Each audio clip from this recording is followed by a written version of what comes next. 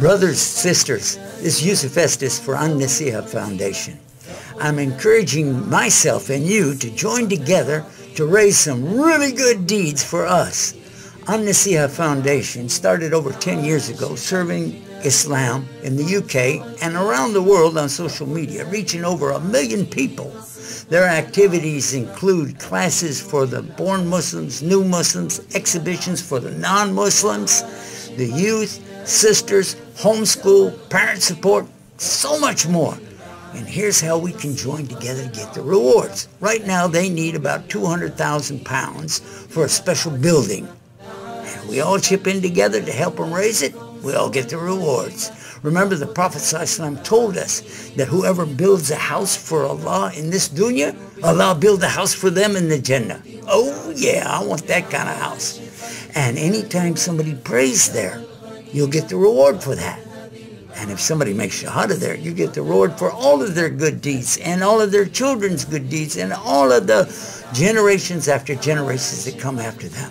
So don't miss this chance. Don't lose out. Let's join together and support this amazing effort. Donate with us right now.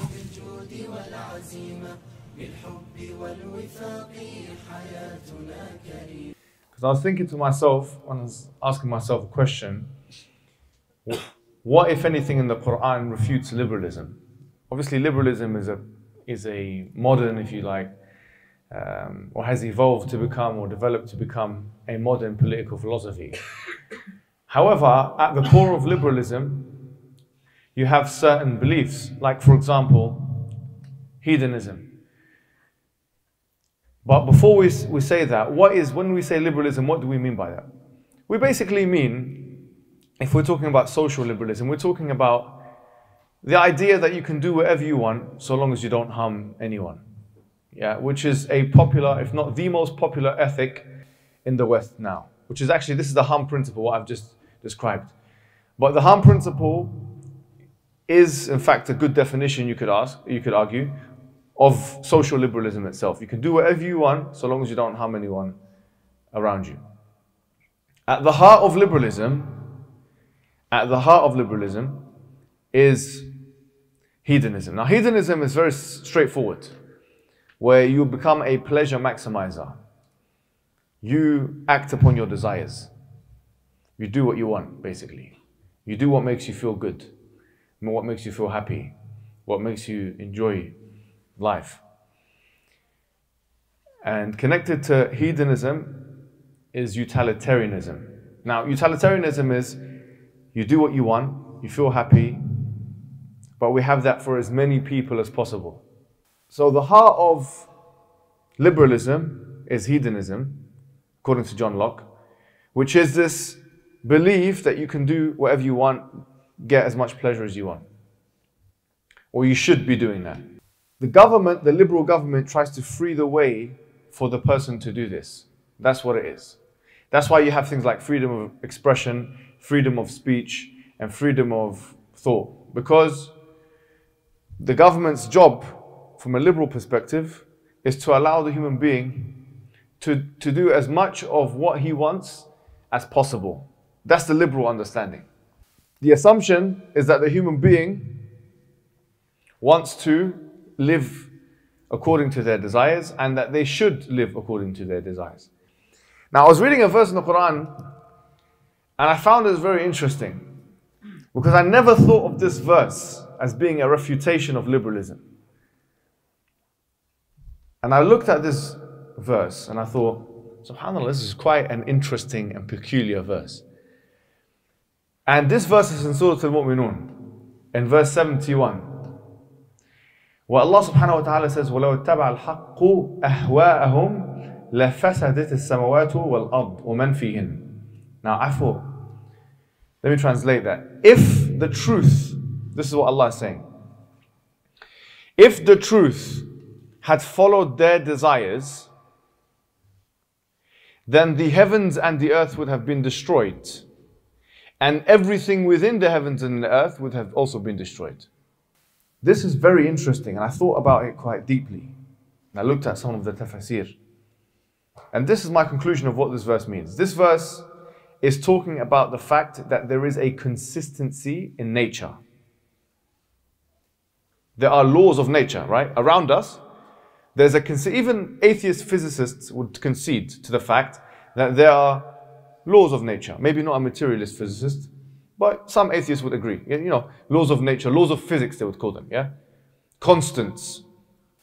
This uniformity of nature, consistency of nature, means that there is order, okay? Whereas our emotions, our pleasures are very volatile. There is no order. So had we used the hedonistic principle, okay, which is what liberals use to determine what should be the best thing for them to do. Had we used the hedonistic principle to determine whether or not the universe should exist, would exist, or would continue to exist, the universe would not exist. This is the argument from the Quranic perspective. In other words, if you have an inconsistent, volatile, erratic measure of law and order, then you will have corruption. So when you are a hedonist as an individual, you become disordered, corrupted, perturbed, and so on and so forth. If this was such a good thing, the hedonistic principle, we would be using it in things like engineering, in things like technology, in things like the scientific method. Now, what the Quran is actually saying is quite profound. It's saying that when it comes to your moral arrangements, you're using a measure which, had you used in any of those other sciences, it wouldn't have worked. In particular, had the universe operated in line with such erratic notions, the universe would not exist, and nothing in the universe would exist. Therefore, consistency, law, order, structure, routine, restraint, constraint, repression, all of those things which are seen as bad things, they are seen as negative things in a liberal worldview, they are actually seen as very positive from an Islamic perspective. Now, the second thing I wanted to talk to you about was psychological notions. Because connected to liberal thought process are psychological notions. And I don't want to make this into a long lecture. I want to keep this interactive, inshallah. I know there's very many young people here, so I'm going to try and speed up the lecture element so that we can open it up to general questions and answers. But hopefully this will make sense to you guys, what I'm about to say. There's a guy called Sigmund Freud, okay? He came out, he had a theory of psychoanalysis. In fact, he had a whole school of psychological thought named after him. He said that the human being was born as all desires. He divided it into what he called the id, ego, and the superego. So he says when the baby comes out of the mother's womb, the baby is basically only operating on their desires. Okay, they're only operating on. So if they want to eat, they'll scream. If they want to sleep, maybe they'll scream. You know, that's why if you want to see oscillation, emotional oscillation at the highest level, look at babies. Look how babies and toddlers and 1-year-olds and 2-year-olds act. Because they're still not aware of the laws, right? They've just come into existence, they come into the world, and they just have these emotions. They want to express those emotions. They feel happy, they express happiness. They feel sadness, they express sadness. If they want to go to the toilet, they will not wait to see a toilet sign. They will just go to the toilet. If they feel hungry, they'll express their emotions in that way. And so on and so forth.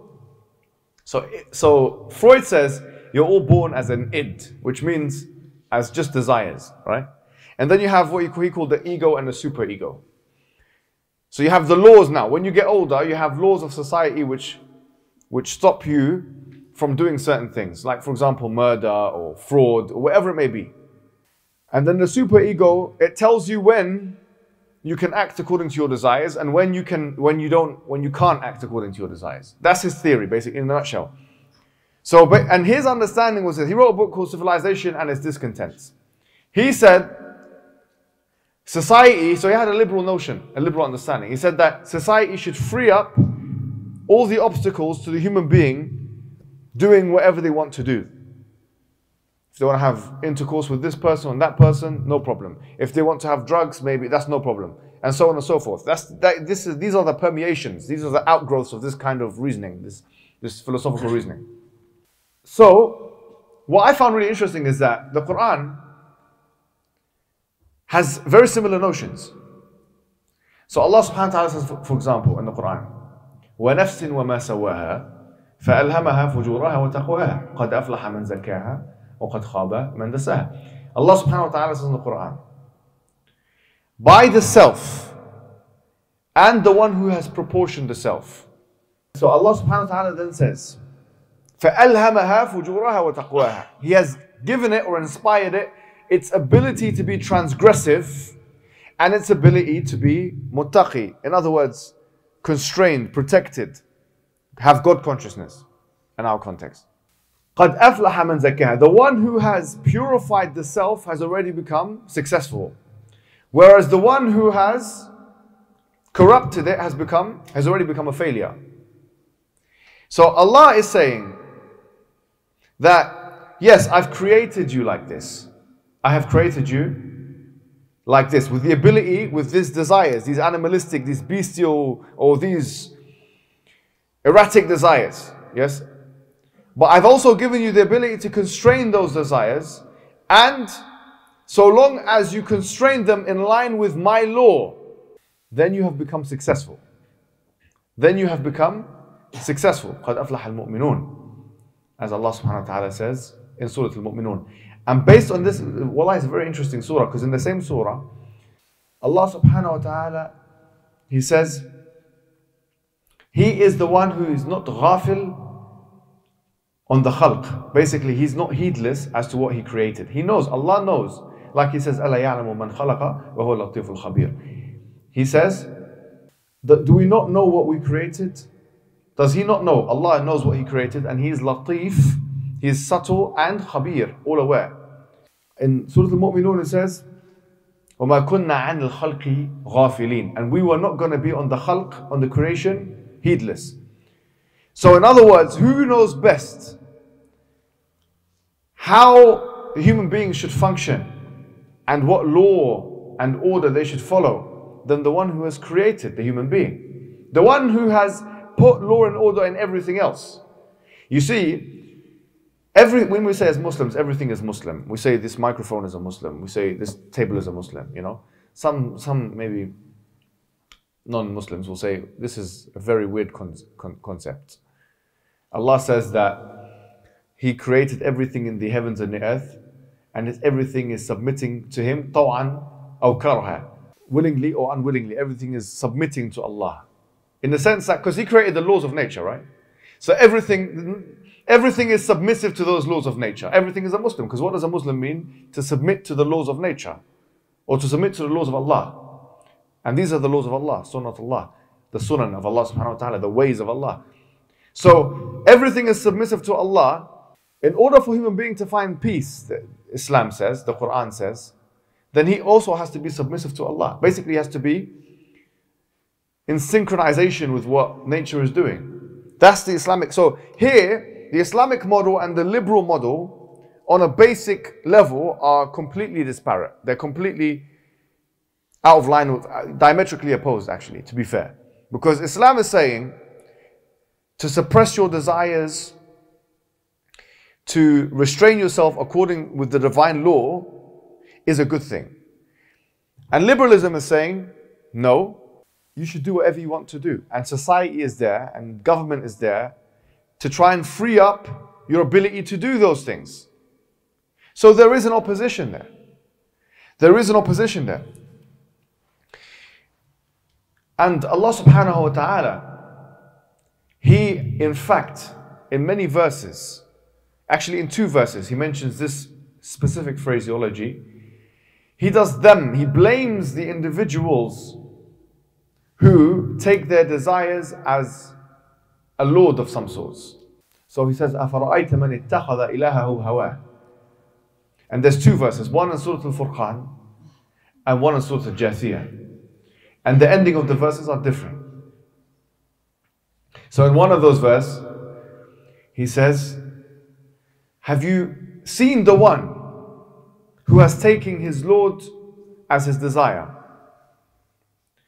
And Allah has placed a seal on his hearing and on his heart. وَخَتَمَ عَلَى سَمْعِهِ وَقَلْبِهِ وَجَعَلَ عَلَى بَصَرِهِ غِشَاوَةً. And he put on his eyes a seal. Because this individual is not concerned with what we talked about in the beginning, which is the haqq, the truth. They are more concerned with pleasure, self-pleasure. They're more concerned. So Allah, because they're not concerned with anything else, He becomes unconcerned with that individual in a sense. So He strikes him off. He places a seal between him and the rest of humanity and guidance. And in the other verse in Surah Al-Furqan, Allah subhanahu wa ta'ala refers to them as Kel An'am, Bel Hum Adallu Sabila. Allah says that they're like cattle, those individuals who live this capricious lifestyle, this animalistic lifestyle, this hedonistic lifestyle. They are like cattle. No, they are worse than cattle. They are more astray. Bel Hum Adallu Sabila. They're even more astray than cattle. If you go, you've got a nice countryside. I don't know if you have cows and donkeys and horses here. We don't see this stuff in London. Do you have this here? You see that every day or something? Yeah? SubhanAllah. In London, we don't have these things. Okay? But yeah, so when I was in Egypt, you see this. A donkey, in the street. And they transport goods and stuff. It's still an Arab world, that's how it is. But the point I'm making is this, is that Allah is saying, no, these individuals who live on their desires, on their primordial, they're even worse than cattle. They're even more astray.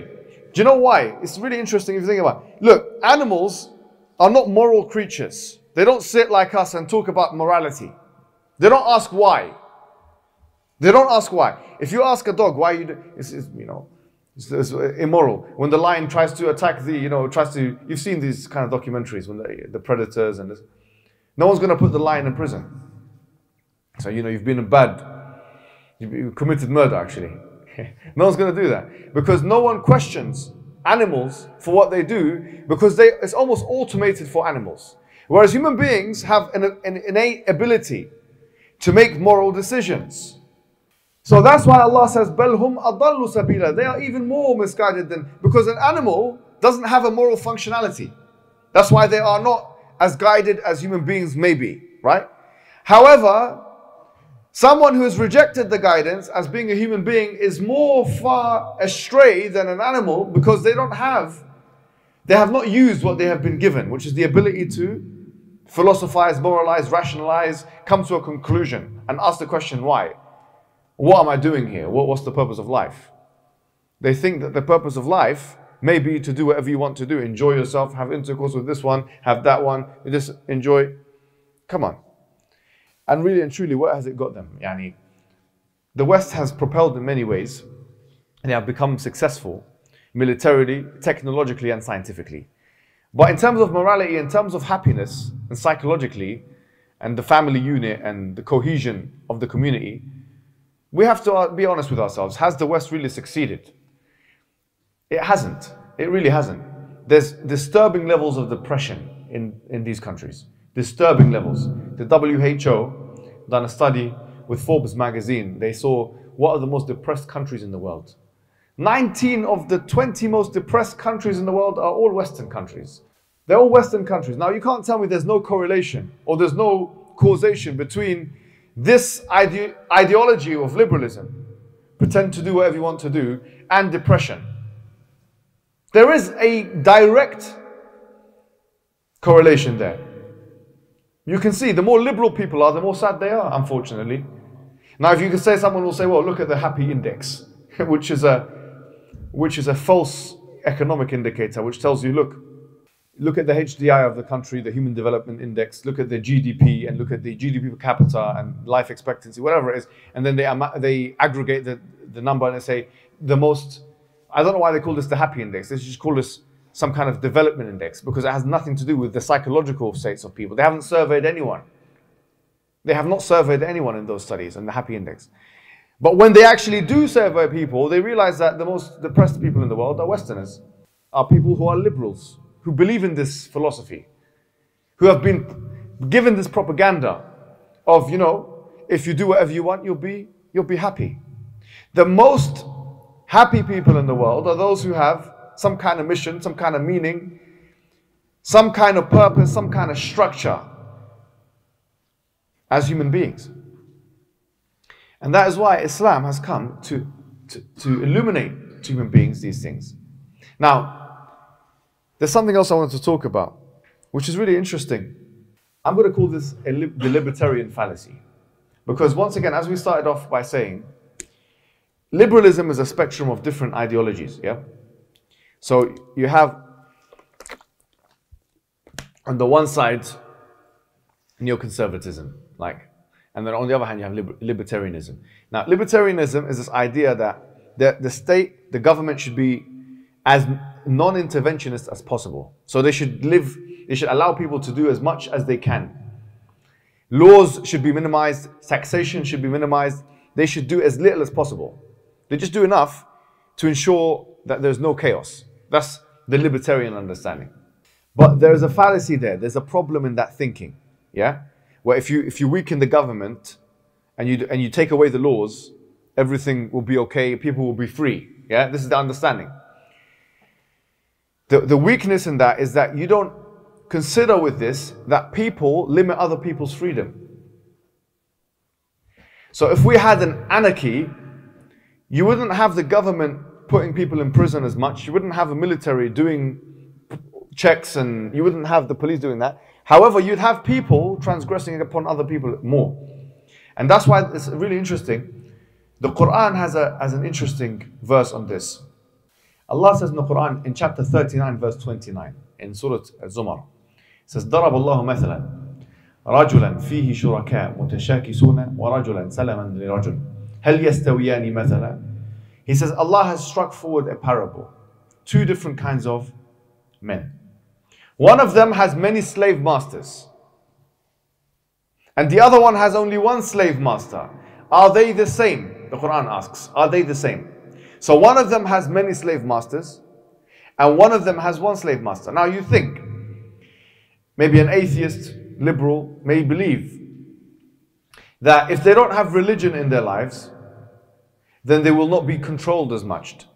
And they have the famous Karl Marx quote, religion is the opiate of the masses, which is basically it's a controlling mechanism. But that's a problematic understanding, isn't it? Because what isn't a controlling mechanism?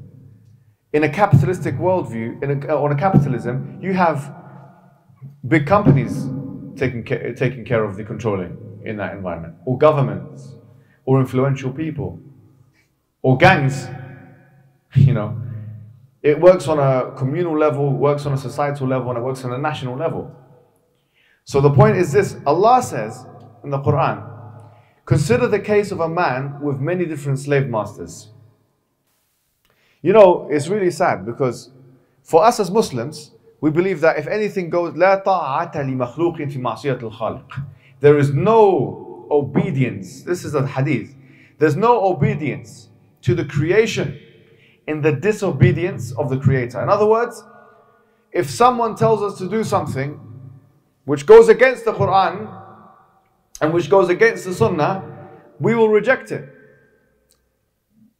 If a creation, even if our parents told us to do something which was against Islam, we would say no thank you. We would say, because the highest point of worship for us is with Allah subhanahu wa ta'ala. Whereas now imagine if you didn't have that understanding, where your ultimate salvation is with Allah subhanahu wa ta'ala.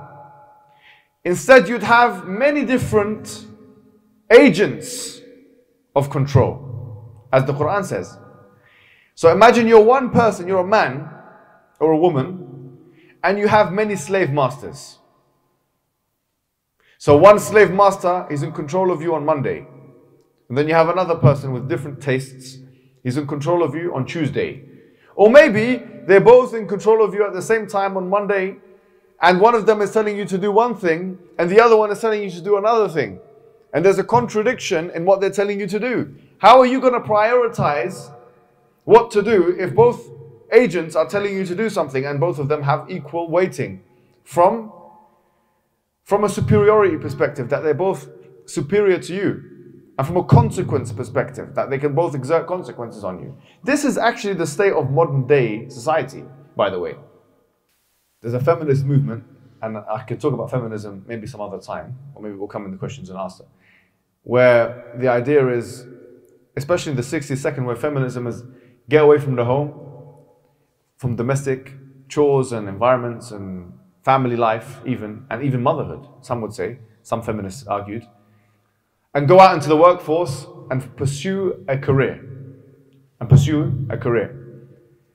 But if you think about what these women are actually instructing their friends and family to do, their other women to do, they're telling them to move away from one type of what they would call patriarchy, which is the man telling them what to do in the home, and move to another patriarchy, which is a patriarchy of the workplace. What have they actually done? Let's be honest.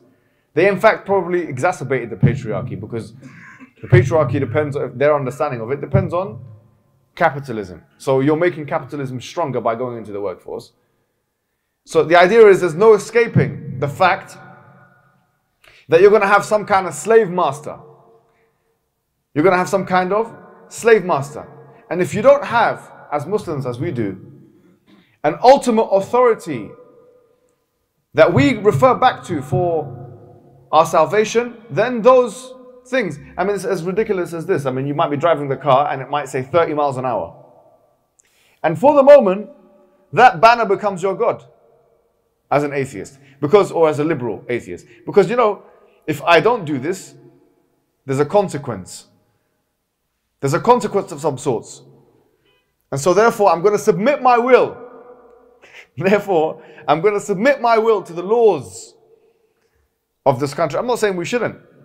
But because there isn't any, for us, alhamdulillah, as Muslims, there isn't any direct contradiction between the laws and Allah. They allow us to practice, which is good. However, if there was a contradiction, we would leave. If they said don't pray, we would say okay, we would go now. Or we would at least revolt against them or something. Something would happen. We wouldn't just say okay, we're not going to pray, you know. Yes, sir. We would still pray, even if they told us not to.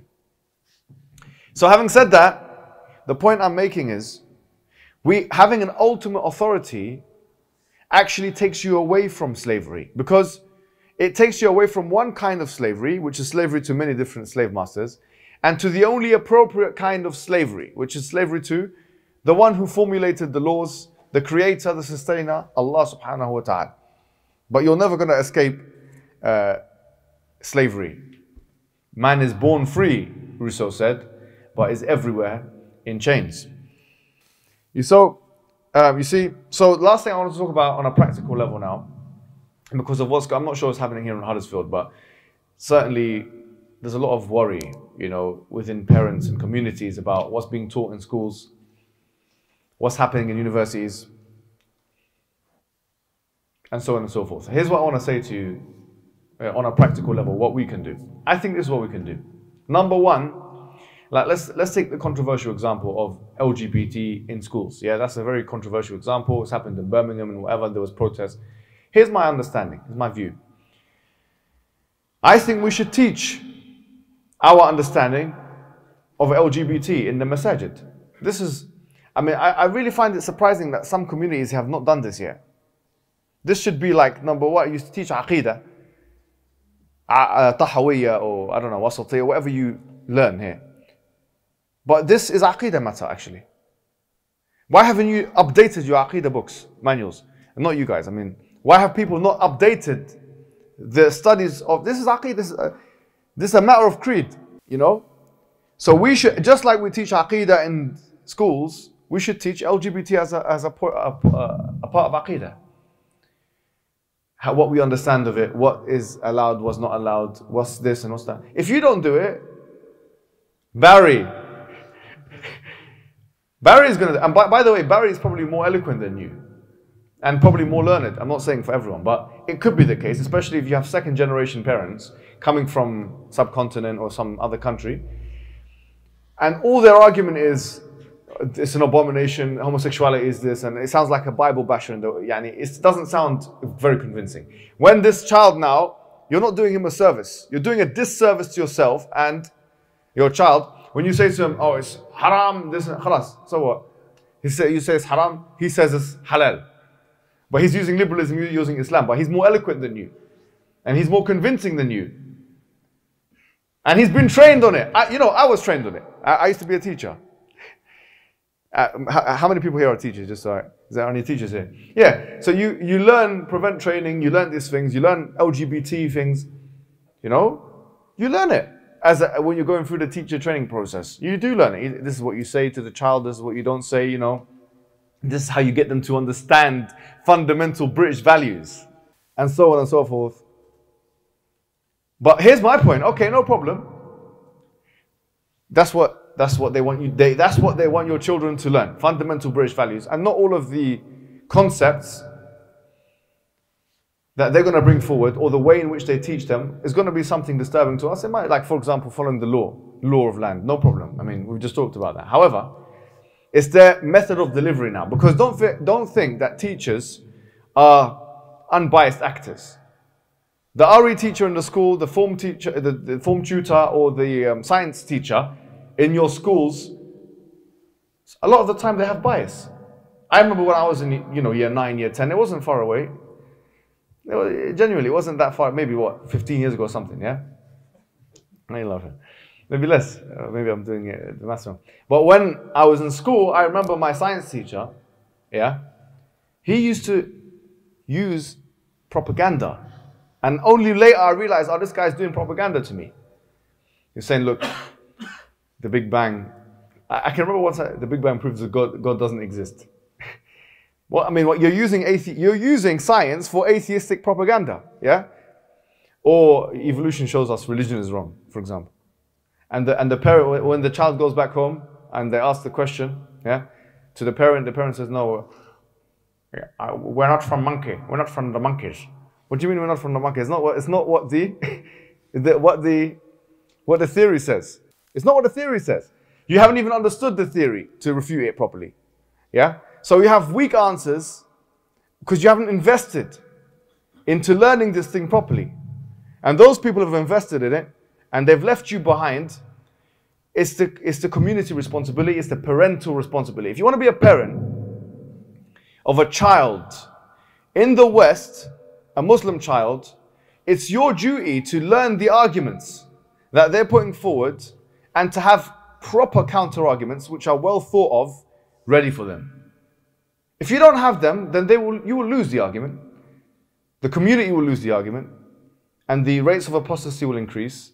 Or if it's not direct apostasy, the person will become an apostate from the inside and pretend to be a Muslim, like munafiq. So the communities have a duty, we have a duty as communities to do lessons on evolution.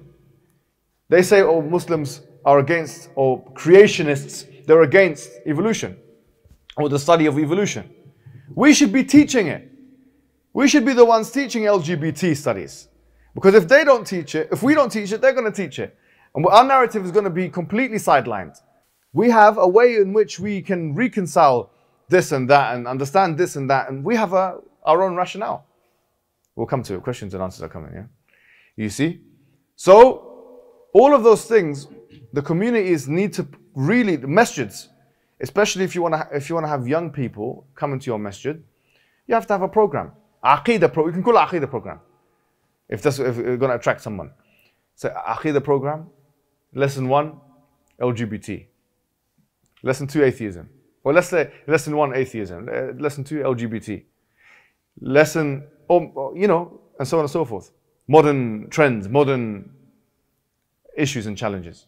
And then lesson 4, we can talk about, asma wa sifat again. We'll bring it back to the qudra of Allah, the power and whatever. And then lesson 5, I'm just haphazardly saying things, right? But the point is, if you don't incorporate, these are aqidah matters of creed. If you don't incorporate them and renew your methods of learning, then, the Jahmiyyah. Who are the Jahmiyyah? They don't exist, actually. Try and find me a Jahmi that exists in the world, on the face of the planet. The Jahmi. I'm not saying don't study the Jahmis, but try and find me a Jahmi that Mu'tazili said this 800 years ago. Okay? I find that interesting, yeah? But for me and for the children, or for the young people, they have not heard the Mu'tazilis, but they have heard of the LGBT community. So what's that? If Ibn Taymiyyah or Ghazali or those, would they be talking about the Mu'tazilis, or would they be writing books about homosexuals or homosexuality? Think about it. Really think about it. Yeah? Wallahi, think about it. So masjids have to keep up now.